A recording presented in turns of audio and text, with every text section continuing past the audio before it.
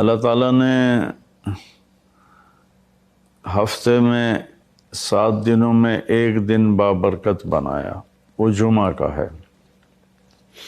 اللہ تعالیٰ نے قوم یہود سے کہا کہ میرے علم میں ایک دن ہے بہت برکت والا، وہ تم ڈھونڈو اور چن لو۔ تو انہوں نے خطا کھائی اور ہفتے کا دن چن لیا۔ ہفتے کو یہودی عبادت کرتے ہیں، کام نہیں کرتے۔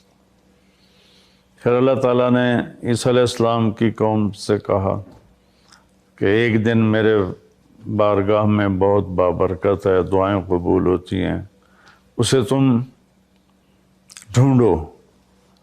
ان پہ چھوڑا تو انہوں نے اتوار چن لیا۔ لیکن جب ہماری باری آئی تو اللہ نے ہمیں نہیں کہا کہ ڈھونڈو۔ اللہ نے اپنے محبوب کی محبت میں جناب رسول اللہ صلی اللہ تعالیٰ علیہ وسلم کی طفیل اللہ تعالیٰ نے ہمیں خود بتا دیا کہ وہ جمعہ کی رات ہے اور جمعہ کا دن ہے۔ یہ سب سے بہترین دن ہے جمعہ کا، اور پورے سال کے لحاظ سے جمعہ کی رات سب سے بہترین رات ہے۔ خصوصی طور پر پھر شب قدر سب سے اعلیٰ ہو جاتی ہے، لیلۃ القدر سب سے اعلیٰ ہو جاتی ہے۔ تو وہ 21، 23، 25، 27، 29 کی راتوں میں کوئی ایک رات ہوتی ہے، تو وہ اللہ تعالیٰ نے بہت ہی بابرکت بنائی۔ اللہ ہمیں نصیب فرمائے۔ تو جمعہ کا دن اللہ تعالیٰ نے پسند فرمایا۔ اس میں ایک گھڑی دعا کی قبولیت کی ہے، وہ چھپی ہوئی ہے۔ اس گھڑی میں جس خوش نصیب کو ہاتھ اٹھانے کی دولت مل جائے، وہ دعا فوراً قبول ہوتی ہے، وہ سیدھی عرشوں پر جاتی ہے۔ علماء نے اس میں تحقیق کی، ہر ایک نے اپنے اپنے خیال کے مطابق۔ بعضوں کے نزدیک جب امام خطبے کے لیے ممبر پہ آتا ہے تو وہ دعا کی قبولیت کا وقت ہے۔ بعضوں کے نزدیک جب دو خطبوں کے درمیان بیٹھتا ہے تو وہ وقت دعا کی قبولیت کا ہے۔ اور بعضوں کے نزدیک عصر سے مغرب کے درمیان کوئی بھی گھڑی اللہ کی بارگاہ میں دعا کی قبولیت کی ہوتی ہے۔ تو جمعہ کی نماز کو اللہ کے نبی نے بہت اہم قرار دیا، اور ارشاد میں بڑے دکھ کے ساتھ یہ حدیث بیان کر رہا ہوں۔ میرے نبی نے فرمایا جو 3 جمعے مسلسل چھوڑ دیتا ہے وہ میری ملت سے خارج ہو جاتا ہے، میری امت سے خارج ہو جاتا ہے۔ تو میں اپیل کروں گا ان بہن بھائیوں سے جو نماز میں سستی کرتے ہیں، کم از کم جمعہ ضرور پڑھ لیا کریں۔ عورتوں پہ جمعہ فرض نہیں ہے، مردوں پہ فرض ہے۔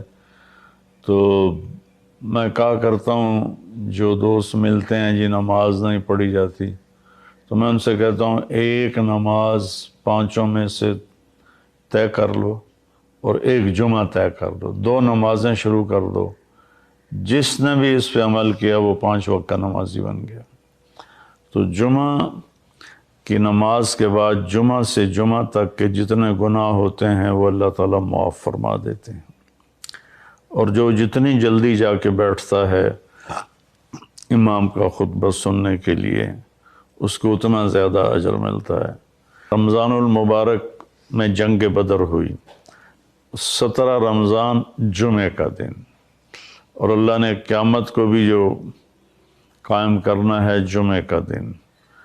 تو ہر دن اللہ کی بارگاہ میں بابرکت ہوتا ہے اگر ہم اس میں اللہ کی مان کے چل رہے ہیں، اور رمضان شریف میں خاص طور پر، اور پھر جمعہ ہو تو خاص طور پر اس میں ہم اپنے عبادت کو بڑھائیں۔ درود شریف جمعے کے دن کا مبارک عمل ہے، کثرت سے درود شریف پڑھنا، اور 300 دفعہ جو درود شریف پڑھ لیتا ہے وہ کثرت میں شمار ہو جاتا ہے، اوپر کی کوئی حد انتہا نہیں ہے۔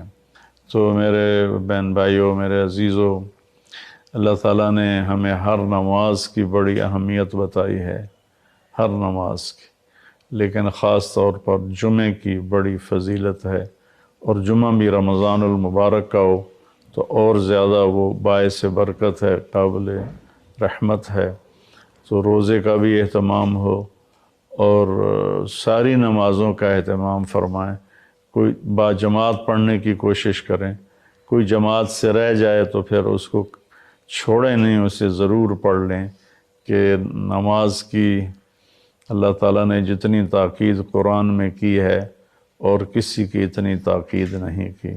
اور اللہ تعالیٰ نے 10 دفعہ اقیم الصلاۃ، اقیم الصلاۃ، اقیم الصلاۃ وآتوا الزکاۃ، تو 10-12 دفعہ اللہ نے قرآن میں براہ راست حکم کیا اقیم الصلاۃ وآتوا الزکاۃ۔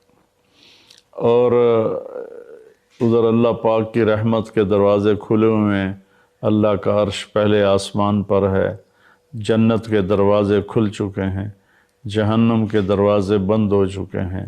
اور میرے نبی کا فرمان ہے کہ اگر میری امت کو پتہ چل جائے رمضان کیا ہے تو تمنا کریں گے کہ سارا سال ہی رمضان ہو، اتنی اللہ کی رحمت ہوتی۔